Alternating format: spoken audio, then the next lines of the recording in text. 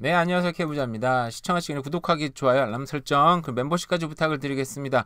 오늘은 한 가지 기사를 통해서 제가 이제 여러 가지 제가 하고 싶은 얘기를 좀 하려고 비디오를 켰습니다. 뭐 복잡한 얘기는 아닌데 이거를 좀 이해를 하시면 좋지 않을까라는 생각이 들어서 이게 물론 막 집을 당장 사자.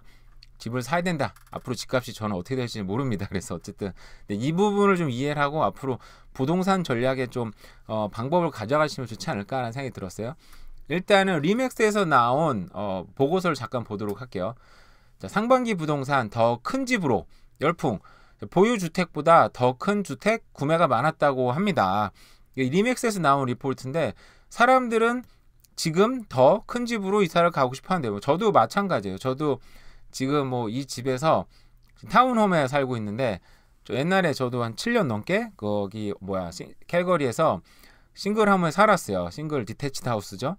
근데 거기 살다 보니까 타운홈에 이사 오니까 불편한 게 굉장히 많더라고요. 옆집 소음도 좀 많이 들리고, 근데 옆집 소음이 문제도 있지만 우리 애들이 내는 소음 더 신경 많이 쓰이기도 하고, 그리고 스타라타에서 여러 가지 경고 이제 그 레터를 많이 받았어요.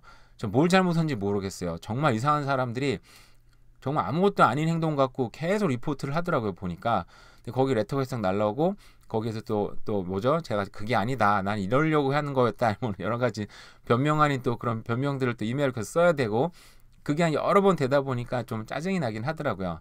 근데 어쨌든 올해 상반기 중앙은행의 금리 동기옥으로 구입 희망자들이 동결 됐죠. 근데 또 올리기 시작했는데 구입 희망자들이 늘었었죠. 그래서 지금 갖고 있는 주택 규모보다 주택을 늘려서 카톡이 지금 막 갑자기 막 오기 시작해서 카톡을 잠깐 끄고 해야 될 것 같은데 지금 어쨌든 더 많이 지금 집을 크게 하려고, 이거는 저는 너무 당연하다는 생각이 들어요. 인간의 욕심은 또 끝이 없고, 그죠?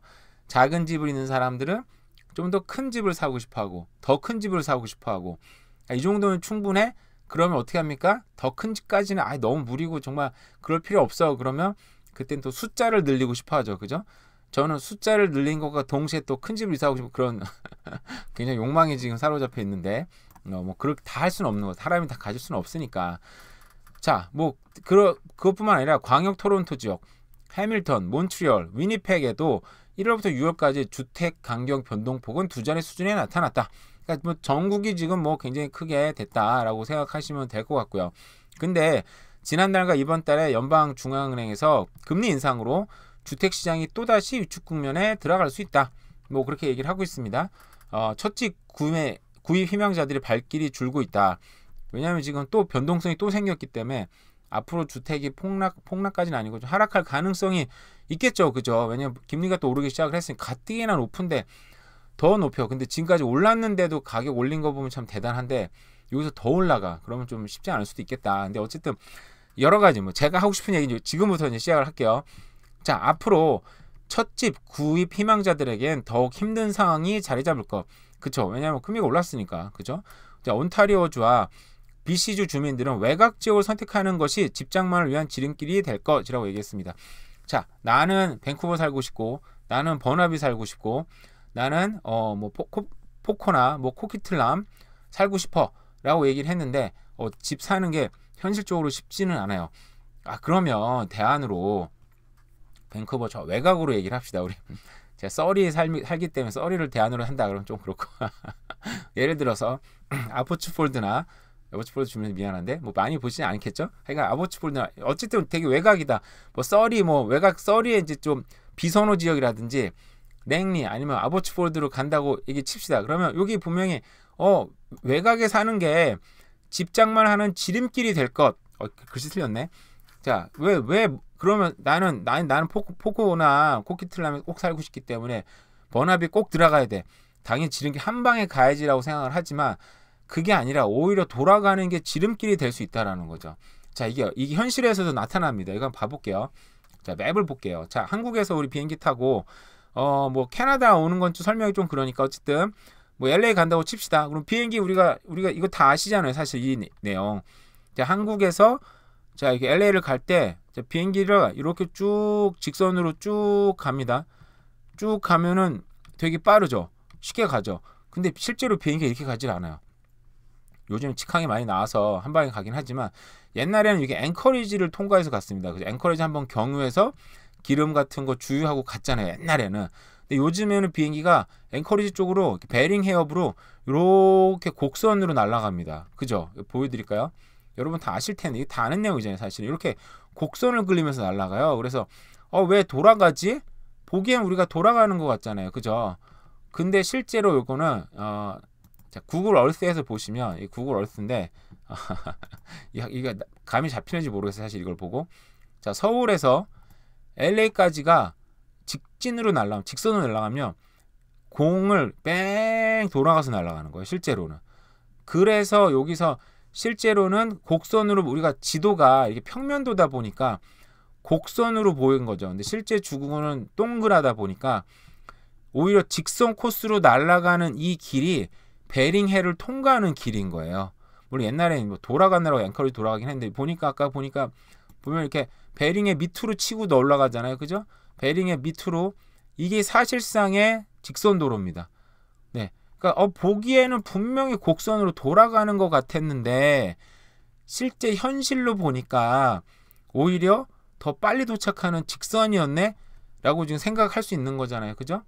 그래서 외곽 지역으로 선택을 먼저 해서 들어오는 게 왜 돌아가? 왜 저기 뺑 멀리 갔다가 돌아와야 돼?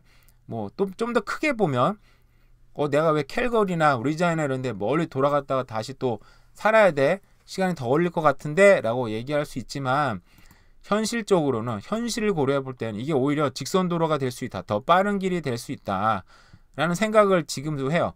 왜냐하면 내가 집값이 떨어질 것 같으니까 아니면 집값이 어떻게 될지 모르니까 좀 그냥 관망하고 있다가 나중에 사야지. 뭐 지금까지는 그 좋지 않은 전략이긴 했어요. 그죠? 기다리는 동안에 웬만하면 집값은 계속 올랐으니까. 그래서 차라리 그냥 외곽에 BC주로 볼까요?